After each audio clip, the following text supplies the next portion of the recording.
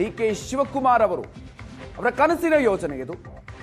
So ಹಾಗಾಗಿ ಈ ಒಂದು ಯೋಜನೆ ಇವತ್ತು ಶಂಕುಸ್ಥಾಪನೆಯನ್ನ ನಡೆಯಲಿದೆ. ಒಟ್ಟು 2.2 ಕಿಲೋಮೀಟರ್ 228 ಮೀಟರ್ ಉದ್ದದ ಟನಲ್ ರಸ್ತೆ ಹೆಬ್ಬಾಳ ಜಂಕ್ಷನ್ನಲ್ಲಿ ಕೆಲವೇ ಕ್ಷಣಗಳಲ್ಲಿ ಭೂಮಿ ಪೂಜೆಯನ್ನ ನೆರವೇರಿಸಲಾಗುತ್ತೆ. ಹೈದರಾಬಾದ್ ಕಂಪನಿಗೆ ಸುರಂಗ ರಸ್ತೆ ನಿರ್ಮಾಣದ ಜವಾಬ್ದಾರಿಯನ್ನ ನೀಡಲಾಗಿದೆ. ಮೊದಲ ಸುರಂಗ ಮಾರ್ಗದ ಕಾಮಗಾರಿಗೆ ಇವತ್ತು ಸಿಎಂ ಡಿ.ಕೆ. ಶಿವಕುಮಾರ್ ಅವರು ಅಡಿಗಲ್ಲನ್ನ ಹಾಕಲಿದ್ದಾರೆ.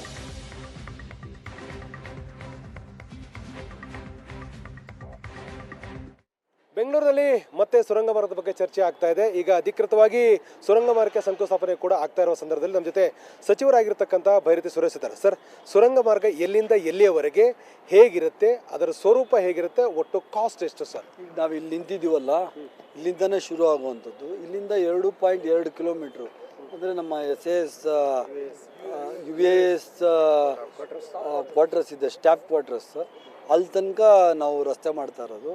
ಸುರಂಗ ಮಾರ್ಗ 2.2 ಕಿಲೋಮೀಟ್ರ್, ಸುಮಾರು 1100 ಕೋಟಿ ವೆಚ್ಚದಲ್ಲಿ 18 ತಿಂಗಳ ಒಳಗಡೆ ಈ ಕೆಲಸವನ್ನು ಮಾಡಬೇಕು ಅಂತ ಮಾಡಿದ್ವಿ. ಈಗಾಗಲೇ ಟೆಂಡರ್ ಕರೆದು ಆಗಿದೆ. ಹೈದ್ರಾಬಾದ್ ಕಂಪ್ನಿಗೆ ಟೆಂಡರ್ ಆಗಿದೆ. 18 ತಿಂಗಳೊಳಗಡೆ ಇದೊಂಥರ ಪೈಲಟ್ ಪ್ರಾಜೆಕ್ಟ್ ಥರ. ನಾವು ಇಲ್ಲಿಂದ ನಮ್ದು ಆ್ಯಕ್ಚುಲಿ ಇರೋದು ಎಲೆಕ್ಟ್ರಾನಿಕ್ ಸಿಟಿ ತನಕ ಮಾಡಬೇಕು ಅಂತ.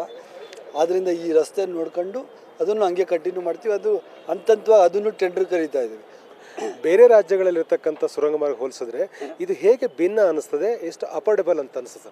ನೋಡಿ, ಇದು ಅಫೋರ್ಡೆಬಲ್ ಅಂದರೆ ಬೆಂಗಳೂರು ಥರ ಟ್ರಾಫಿಕ್ ಬೇರೆ ರಾಜ್ಯಗಳಲ್ಲಿ ಇರಬೇಕಲ್ವಾ. ಈಗ ಡೆಲ್ಲೀಲಿ ಮಾಡಿದ್ದಾರೆ ಸುರಂಗ ಮಾರ್ಗಗಳು, ಭಾಳ ಸಕ್ಸಸ್ಫುಲ್ ಆಗಿದ್ದಾವೆ. ಡೆಲ್ಲೀಲಿ ಮುಂಚೆ 2 ಅವರ್ 3 ಅವರ್ ಟ್ರಾಫಿಕ್ ಜಾಮ್ ಆಗ್ತಾಯಿತ್ತು. ಅದು ಸುಮಾರು 30 ನಿಮಿಷ 40 ನಿಮಿಷಕ್ಕೆ ಇಳಿದಿದೆ ಈಗ.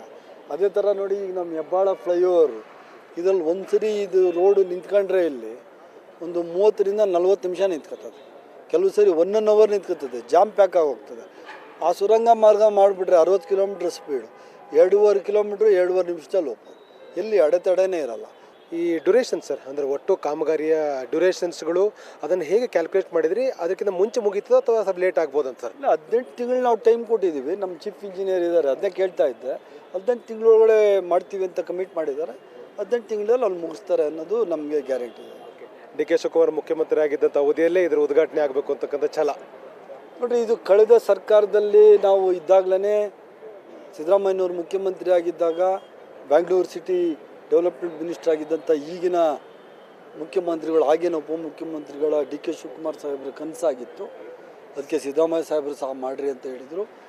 ಸೊ ಆದ್ದರಿಂದ ಡಿ.ಕೆ. ಶಿವಕುಮಾರ್ ಅವರು ರಾಜ್ಯದ ಮುಖ್ಯಮಂತ್ರಿ ಆದಮೇಲೆ ಇದನ್ನು ಅತಿ ಶೀಘ್ರವಾಗಿ ಮಾಡಿ ಟೆಂಡರ್ ಆವಾಗಲೇ ಕರೆದಿದ್ದಾಗಿತ್ತು, ಎಲ್ಲ ಆಗಿತ್ತು.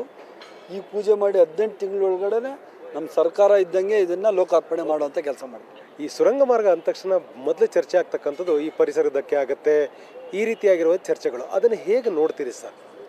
ಈ ರಸ್ತೆಯಲ್ಲಿ ಯಾವುದು ನನ್ನ ಪ್ರಕಾರ ಒಂದು ಮರನೂ ಹೋಗಲ್ಲ, ಯಾವ ಪರಿಸರಕ್ಕೂ ಹಾನಿ ಆಗಲ್ಲ.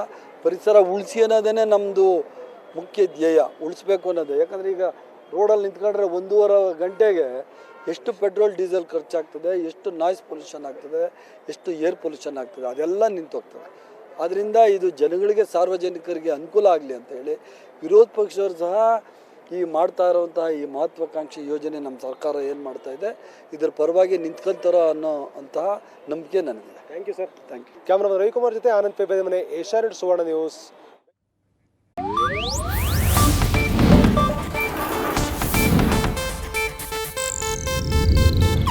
ಇದು ಏಷ್ಯಾನೆಟ್ ನ್ಯೂಸ್ ನೆಟ್ವರ್ಕ್ ಪ್ರಸ್ತುತಿ.